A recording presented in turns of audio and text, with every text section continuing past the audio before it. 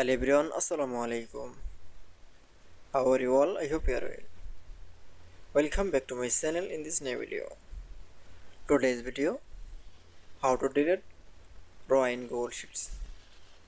So get started. At first, open your Google Sheets file. Firstly, then show the Google Sheets file is the data. Now delete from the raw. Then show the raw. Now select from the any raw. Now for delete. Now click for the raw. Now click for the mouse right button option. Now for click, then delete from the raw option. That's it. Then you show the delete from raw. Now again another raw. Now for select. Now we click on the any raw. Now click for the mouse right button option.